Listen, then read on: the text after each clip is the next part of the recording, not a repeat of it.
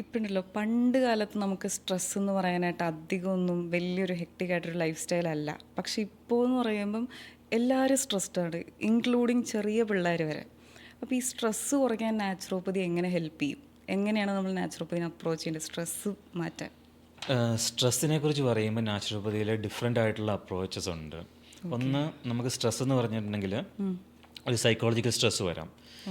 Psychological stress ആണെങ്കിൽ may be യോഗയും NLPയും അല്ലെങ്കിൽ സൈക്കോളജിയും അങ്ങനെയുള്ള കാര്യങ്ങൾ നമുക്ക് എഗെയിൻ നമ്മുടെ തോട്ട് പ്രോസസ്സ് നമ്മളെങ്ങനെയാണ് നമ്മൾ ഹോസ്പിറ്റലിൽ ഏറ്റവും കൂടുതൽ ഇമ്പോർട്ടൻസ് കൊടുക്കുന്ന ഒരു കാര്യമാണ് പേഷ്യൻസ് എങ്ങനെ ചിന്തിക്കുന്നു എന്നുള്ളത്. ഇപ്പം ഞാനൊരു രോഗിയാണെന്ന് ചിന്തിച്ച് കഴിഞ്ഞിട്ടുണ്ടെങ്കിൽ ഞാൻ രോഗിയാണ് ജീവിതകാലം മുഴുവൻ.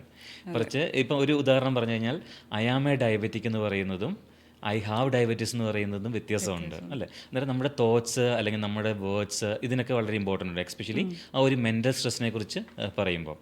പിന്നെ അതേപോലെ തന്നെ നമ്മുടെ ഫിസിക്കൽ സ്ട്രെസ്സ്, പലപ്പോഴും നമ്മളുടെ സ്ട്രെസ്സിൻ്റെ ഒരു മേജർ കോൺട്രിബ്യൂഷൻ എന്ന് പറഞ്ഞിട്ടുണ്ടെങ്കിൽ നമുക്ക് ഫീൽ ചെയ്യുന്നത് സൈക്കോളജിക്കലോ അല്ലെങ്കിൽ മെൻ്റലോ ഒക്കെ ആണെങ്കിലും നമ്മളുടെ ഫിസിക്കൽ ബോഡിക്ക് ഒരുപാട് ഇമ്പോർട്ടൻസ് ഉണ്ട് ആ ഒരു സ്ട്രെസ്സിന്.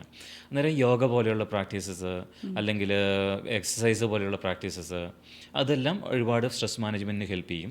ന്യൂട്രീഷൻ ഭയങ്കര ഇമ്പോർട്ടൻ്റ് ആണ്. കാരണം ഉദാഹരണം പറഞ്ഞിട്ടുണ്ടെങ്കിൽ ഹൈലി സ്ട്രെസ്ഡ് ആയിട്ടുള്ള ഇൻഡിവിജ്വൽസിനെ സംബന്ധിച്ചിടത്തോളം മഗ്നീഷ്യസിൻ്റെയും ബി കോംപ്ലക്സിൻ്റെയും യൂട്ടിലൈസേഷൻ ഭയങ്കര ഹൈ ആയിരിക്കും. അന്നേരം അവർക്കത് ശരിക്കും സപ്ലിമെൻ്റ് ആയിട്ട് അല്ലെങ്കിൽ അവർക്ക് ശരിക്കും അവരുടെ ഡയറ്റിൽ കിട്ടുന്നില്ലെങ്കിൽ എന്ത് സംഭവിക്കും? അവർ കോംപ്രമൈസ്ഡ് ആയിട്ടായിരിക്കും പോകുന്നത്. അവരുടെ എനർജി കുറവായിരിക്കും, അവരുടെ ക്വാളിറ്റി ഓഫ് ലൈഫ് കുറവായിരിക്കും.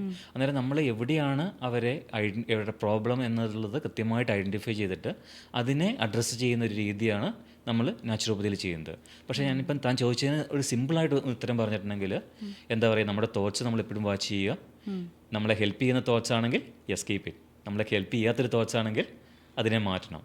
പിന്നെ ഡെഫിനറ്റ്ലി ബാലൻസ്ഡ് ആയിട്ടുള്ളൊരു ഡയറ്റ്, എക്സ്പെഷ്യലി മൈക്രോ ന്യൂട്രിയൻസ് ഒക്കെ ധാരാളം വരുന്നത്, ഫാറ്റ് ഹെൽത്തി ആയിട്ടുള്ള ഫാറ്റ് നന്നായിട്ട് വരുന്നത്, അങ്ങനെയുള്ള ഡയറ്റ്, ഡെഫിനറ്റ്ലി യോഗ പോലെ അല്ലെങ്കിൽ ഫിസിക്കൽ ആയിട്ടുള്ള എക്സസൈസ്, ഇതൊക്കെ ഡേ ടു ഡേ ബേസിസിൽ വന്നു കഴിഞ്ഞാൽ തന്നെ നമുക്ക് സ്ട്രെസ്സ് മാനേജ് ചെയ്യാനായിട്ട് സാധിക്കും.